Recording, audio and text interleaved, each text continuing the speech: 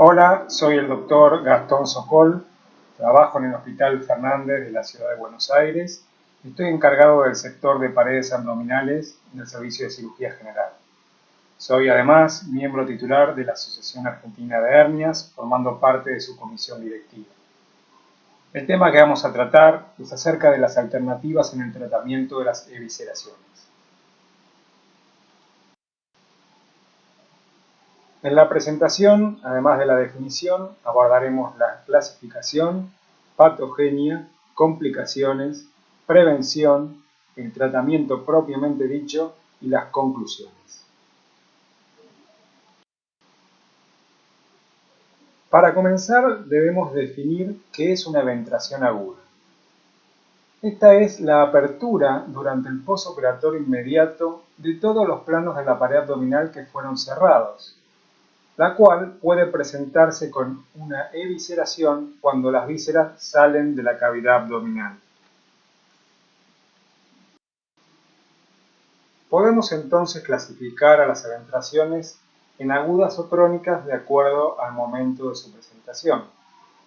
Las agudas son aquellas que se manifiestan en el transcurso del primer mes desde la cirugía, siendo las crónicas o ventración propiamente dicha las que se manifiestan luego del mes de la cirugía. A su vez, las agudas pueden clasificarse en abiertas o cerradas. Abiertas son aquellas en las cuales todos los planos de la pared, inclusive la piel, se encuentran dehiscentes, lo cual puede conducir a una evisceración.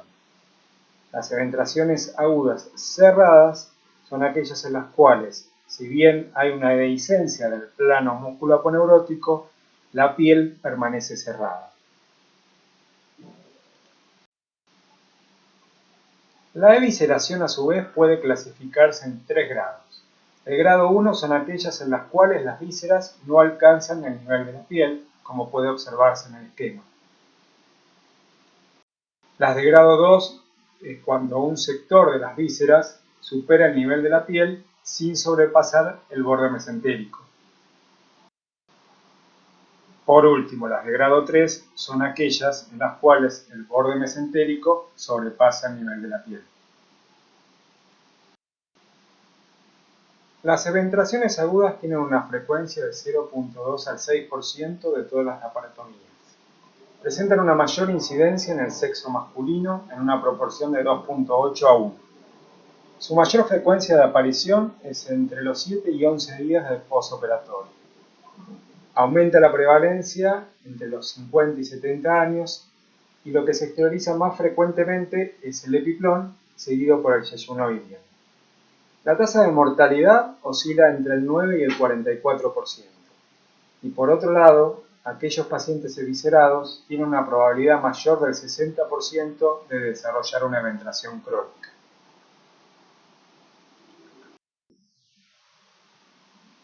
En la patogenia de una ventración aguda van a intervenir causas tanto locales como sistémicas. Es muy importante conocer estos factores predisponentes para así poder adoptar medidas preventivas. De las causas generales, las más significativas son la edad avanzada, la inestabilidad hemodinámica, la obesidad, la hipoalbuminemia, corticoterapia prolongada, uremia, pacientes con enfermedad pulmonar obstructiva crónica, anemia, ascitis y neoplasias. Causas que a través de diferentes mecanismos de acción van a alterar los procesos de cicatrización.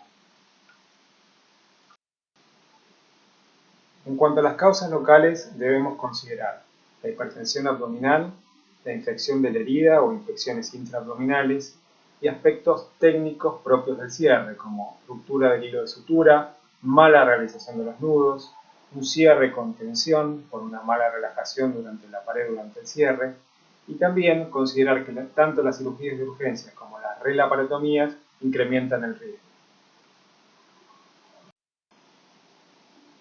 Por otro lado, más allá de las causas locales o generales, debemos tener en cuenta que frente al diagnóstico de una ventración aguda es importante en primer lugar descartar la presencia de otra complicación intraperitoneal más grave, como por ejemplo peritonitis, fístulas o obstrucciones intestinales que la provocan.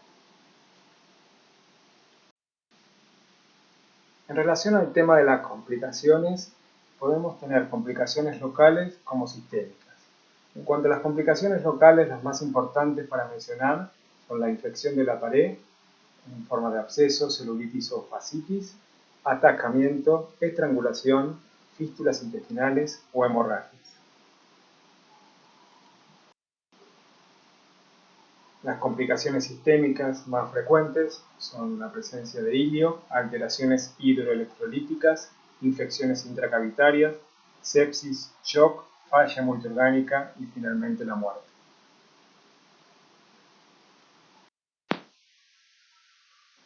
Como hemos visto, en la patogenia pueden intervenir factores sistémicos propios del paciente, de su condición clínica y de las comorbilidades, y factores locales. Entre estos últimos, muchos se relacionan con nuestro acto quirúrgico, como la ruptura del hilo de sutura o el desgarro de la aponeurosis por un cierre con tensión. Por lo tanto, sin duda, el mejor tratamiento de la eventración es la prevención. Por ello, previamente a abordar las alternativas del tratamiento propiamente dicho, vamos a considerar algunos aspectos técnicos en el manejo de la pared abdominal, ya que es el factor más importante sobre el cual puede actuar el cirujano para prevenir una eventración aguda. Actualmente el cierre de la pared mediante una sutura continua constituye la mejor opción. Esto es debido a que disminuye la incidencia de eventraciones, distribuye mejor la tensión a lo largo de la herida, presenta menos nudos, con lo cual se reduce la producción de granulomas, es más rápida en su ejecución y tiene un mejor costo-beneficio.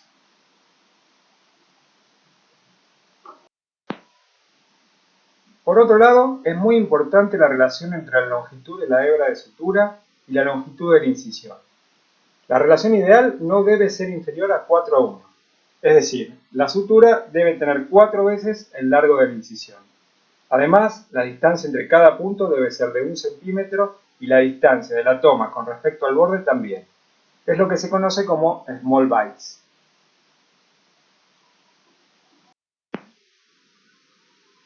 El cierre debe realizarse en monoplano y se recomienda tomar solo la aponeurosis.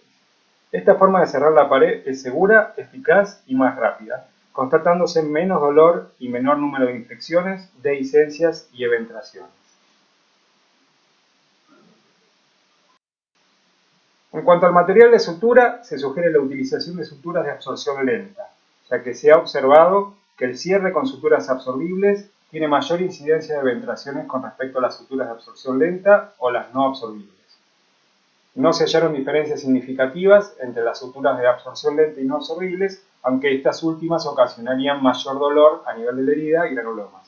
Por eso es la recomendación. Entonces, a modo de resumen, en cuanto a la técnica de cierre de la pared abdominal, lo que se sugiere es utilizar una sutura continua, una relación entre la longitud de la hebra y la herida no inferior a 4:1, realizar puntos pequeños con una distancia de 1 centímetro menor, lo que se conoce como small bites, el cierre en monoplano, tomando solo la aponeurosis, y utilizar suturas de absorción lenta.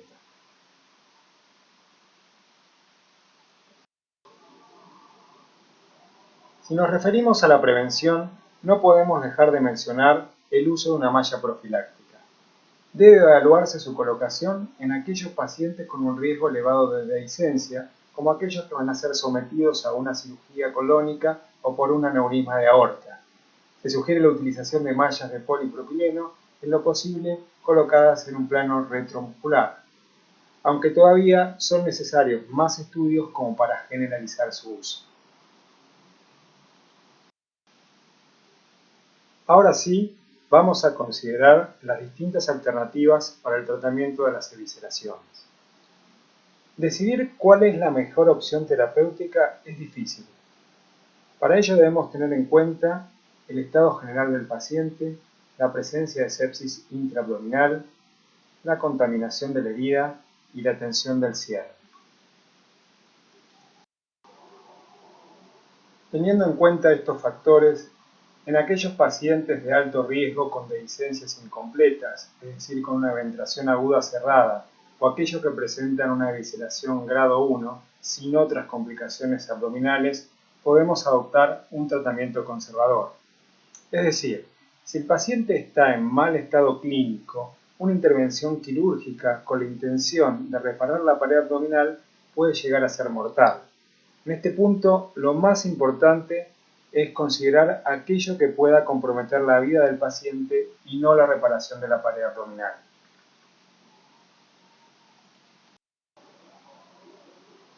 Este tratamiento se basa en la realización de curas locales y en la contención de la pared abdominal mediante una faja elástica o una faja de Montgomery.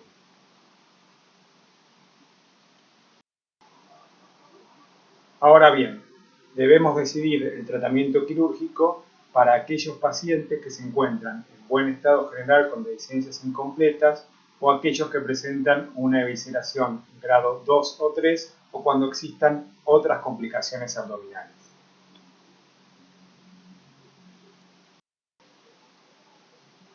La evisceración es una urgencia quirúrgica y una clara indicación de reoperación. Cuando ocurre esto, el intestino no debe quedar en contacto con el medio, ya que ello favorece el desarrollo de fístulas. Por lo tanto, se deben cubrir las vísceras con gasas o compresas humedecidas con solución salina tibia hasta tanto el paciente pueda ser trasladado al quirófano.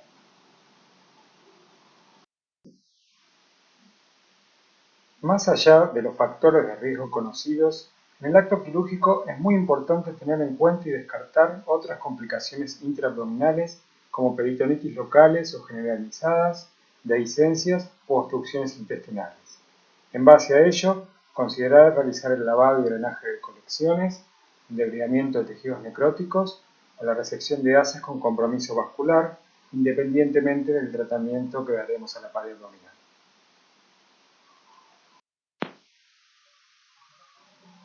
Entre las posibilidades quirúrgicas, la opción más sencilla es el cierre monoplano con material de sutura y reabsorbible, al que se le pueden asociar incisiones en descarga para disminuir la tensión. Esto solo puede ser realizado en evisceraciones tempranas con tejidos parietales firmes. Pero por otro lado, debemos recordar que al paciente ya se le realizó un cierre parietal, el cual fracasó. Lo concreto es que el cierre solo con sutura tiene un alto índice de fracasos, motivando reintervenciones cada vez más complejas. Lo que no se recomienda es el uso de puntos de retención externo o capitones, ya que no han demostrado eficacia en contener la herida, producen desgarro y necrosis del músculo y por otro lado se han descrito lesiones intestinales. Por todo lo que acabamos de mencionar, siempre que sea posible, se prefiere utilizar una malla irreabsorbible para el cierre de la pared. Como sabemos, la malla puede colocarse en distintos planos, supraponeurótica, retromuscular o intraperitoneal. La decisión del lugar va a depender de varios factores, como por ejemplo las condiciones locales, la experiencia y la preferencia del cirujano. La indicación de colocar una malla se fundamenta en varios trabajos, en los cuales se observó en forma significativa que el cierre sin malla presenta una mayor incidencia de recurrencia de la evisceración y mayor probabilidad de evolucionar a una eventuración crónica. Si bien es esperable que el cierre con malla posea mayor tasa de morbilidad a corto plazo, aún así la indicación de su uso es clara. Lo que no plantea controversia es que la pérdida de tejido por desgarro o necrosis de la pared abdominal, el edema visceral y la infección del sitio quirúrgico contraindican el cierre primario. Debemos tener en cuenta que cuando el defecto de pared es muy grande, los tejidos se encuentran friables o el cierre no puede realizarse en forma adecuada por la tensión que se genera en la aproximación de los bordes, podemos como recurso colocar una malla reabsorbible. Como es de esperar, el paciente va a evolucionar con una eventuración crónica, pero posteriormente, al mejorar las condiciones locales y generales del paciente, podremos reparar la pared en forma definitiva. Por otro lado, en los casos en los cuales existe un terreno séptico o hipertensión abdominal, se sugiere dejar el abdomen abierto y contenido. El pronóstico de estos pacientes es difícil de establecer, dependiendo de la evisceración en sí misma, del proceso que lo originó y de la situación basal del paciente.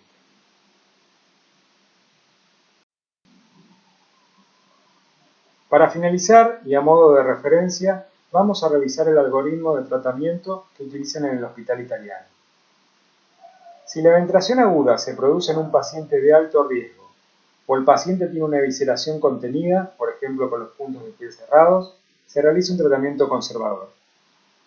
Ahora bien, si como mencionamos previamente en la presentación, la evisceración es de segundo o tercer grado, constituye una urgencia quirúrgica y el paciente debe ser reintervenido. De acuerdo a las condiciones locales y a la disponibilidad, se decidirá la colocación o no de una prótesis para reforzar el cierre de la pared.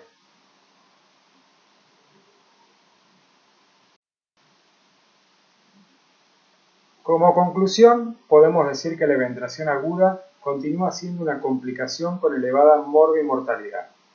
Por tal motivo debemos evaluar correctamente los factores de riesgo perioperatorios. Teniendo en cuenta estos factores, prestar especial cuidado a la técnica de cierre, inclusive considerar el uso de una malla profiláctica. Si se produce la eventración aguda, valorar el estado general del paciente y las condiciones locales para decidir la mejor opción terapéutica. Por último, no olvidarse que la mayoría de los pacientes eviscerados van a desarrollar una eventración crónica.